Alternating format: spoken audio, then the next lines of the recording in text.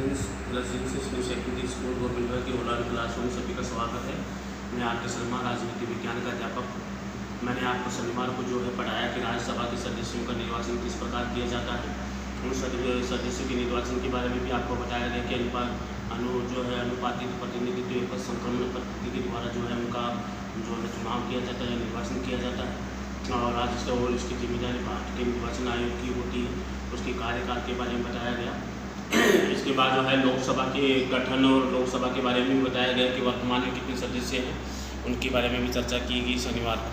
आज मैं आपके पास चर्चा करूंगा कि संसद के लोकसभा और राज्यसभा के लोकसभा का कार्यकाल कितना होता है और जो है कैसे सदस्य जो है कितने सदस्य कहाँ से आते हैं, इनके बारे में मैं चर्चा करूँगा। तो देखिए, आज मैं आपको पढ़ा रहा हूँ कि संसद लोकसभा का कार्यकाल।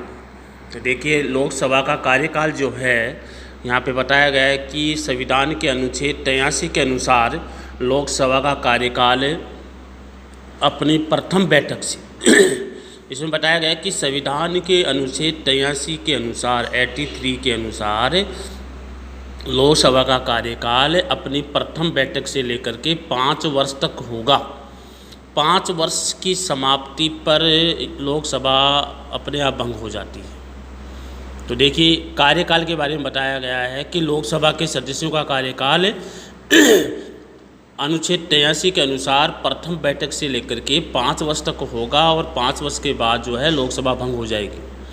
आगे दूसरा और बताया कि अनुच्छेद 85 के अनुसार राष्ट्रपति कभी भी लोकसभा को भंग कर सकता है। लेकिन भंग कब करेगा? जब प्रधानमंत्री जो है भंग करने की सलाह देगा तो राष्ट्रपति लोकसभा को भंग कर सकता है। कब है? जब प्रधानमंत्री की सलाह पर। तीसरा बताया गया कि राष्ट्रपति आपातकाल की स्थिति में लोकसभा की कार्यकाल को आगे बढ़ा सकता है। कितने साल के लिए बढ़ा सकता है? 1 साल के लिए आगे बढ़ाया जा सकता है। कब? तो देखिए, तो कार्यकाल के संबंध के बारे में आपके पास 3 पॉइंट सामने आए हैं।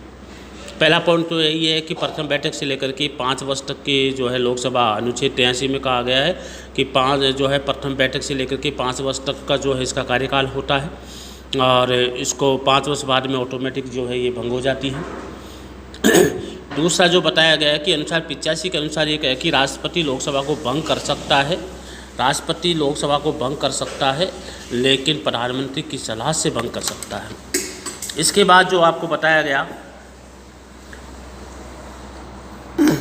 तीसरा जो बताया गया इसमें कि तीसरा ये बताया गया है कि अगर देश में आपातकाल लगा हो, अगर राष्ट्रपति आपातकाल लगा हुआ हो तो उस स्थिति में लोकसभा के कार्यकाल को 1 साल के लिए बढ़ाया जा सकता है कि 1 साल के लिए आगे बढ़ाया जा सकता है, मानी 5 से लेकर के 6 साल भी किया जा सकता है। तो ये आपके लोकसभा के कार्यकाल से संबंधित जो है 3 पॉइंट आपके महत्वपूर्ण हैं और तीनों में ही क्वेश्चन बन सकता है। बहुत ही अच्छे जो है पॉइंट है।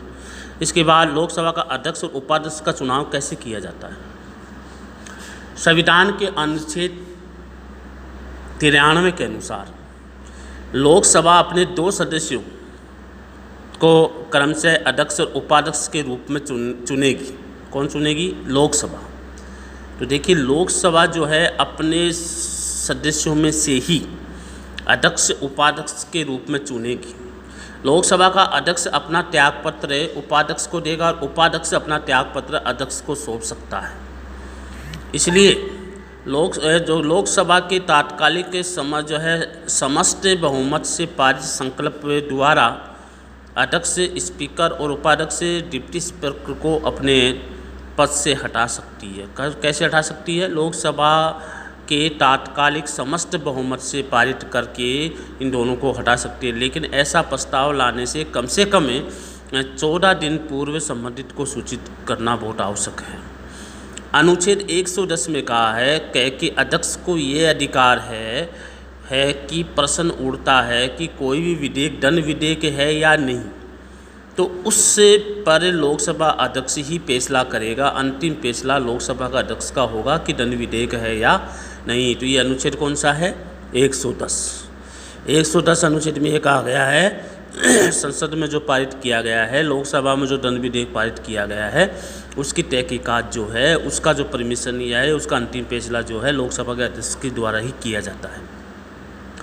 स्वतंत्र भारत की पहली लोकसभा के अध्यक्ष गणेश जो है वासुदेव थे, मावंकर थे, और श्री उपाध्यक्ष थे अनंत संयम अयंकर थे।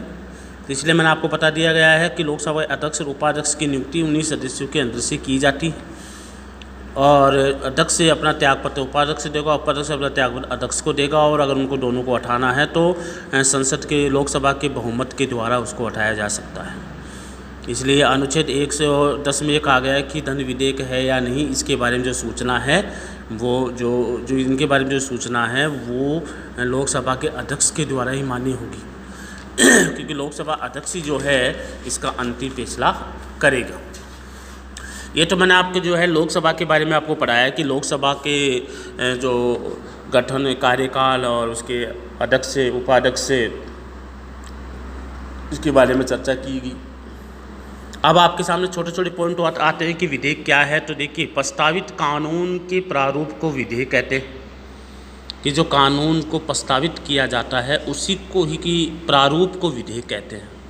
साधारण विधेयक किसी संसद में कानून बनाने के प्रस्ताव को साधारण विधेयक कहते हैं। सरकारी विधेयक किसे कहते हैं? जब कोई विधेयक मंत्रिपरिषद के किसी सदस्य से हो, तो सरकारी विधेयक को कहलाता है जब कोई विधेयक मंत्रिपरिषद के किसी सदस्य द्वारा संसद में किसी भी सदन में रखा जाता है, उसे सरकारी विधेयक कहते हैं। गैर सरकारी विधेयक किसे कहते हैं कि इसके अलावा जब कोई विधेयक संसद सदस्य द्वारा संसद के किसी भी सदन में रखा जाता है तो उसे गैर सरकारी विधेयक के रूप में जाना जाता है।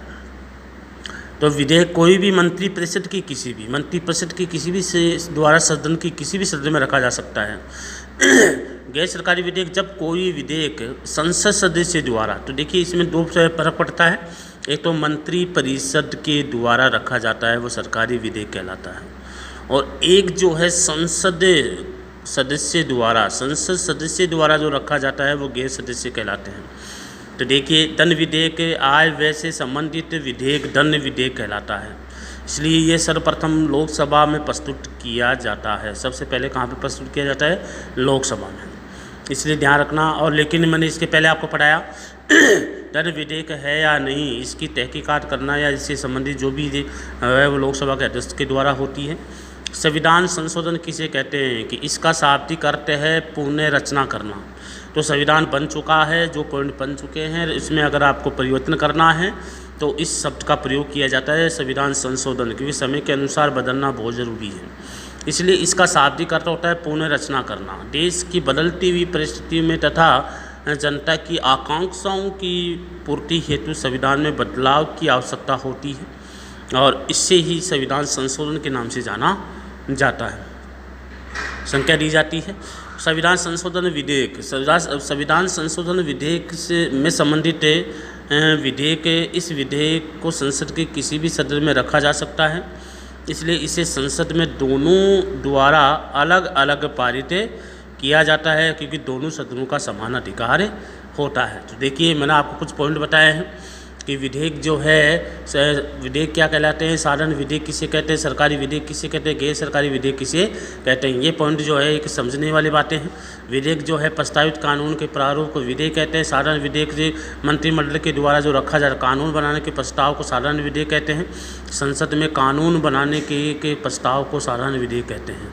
सरकारी विधेयक जो है मंत्रिपरिषद के द्वारा रखा जाता है, और जो गैर सरकारी विधेयक जो है संसद सदस्य के द्वारा रखा जाता है। दंड विधेयक जो होता है आय व्यय से संबंधित जो विधेयक होता है वो दंड विधेयक के नाम से जाना जाता है। संविधान संशोधनों की परिस्थिति के अनुसार और जनता के आकांक्षाओं के अनुसार संविधान को बदलना बहुत जरूरी है। जिसे शाब्दिक करते हैं पुनः रचना करना, उसे संविधान संशोधन के नाम से जाना जाता है। और संविधान संशोधन विधेयक उसे कहते हैं भी किसी भी सदन द्वारा, चाहे लोकसभा में रखो चाहे राज्यसभा में रखो, वो जो है संविधान संशोधन विधेयक के नाम से जाना जाता है।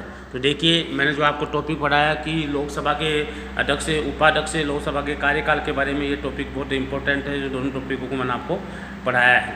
तो इसके बाद मैंने आपको विधेयक, दंड विधेयक, सरकारी विधेयक, गैर विधेयक जितने भी हैं संशोधन, संविधान संशोधन विधेयक जो है, इनके बारे में मैंने आपको चर्चा की है। और इतना ही मैं आज पढ़ाऊँगा, और आगे जो आपका जो चलेगा कि लोकसभा और राज्यसभा की शक्तियाँ कौन कौन सी है, इनके बारे में अपने आगे आने वाली क्लास में आपको मैं बताऊँगा। जय हिंद।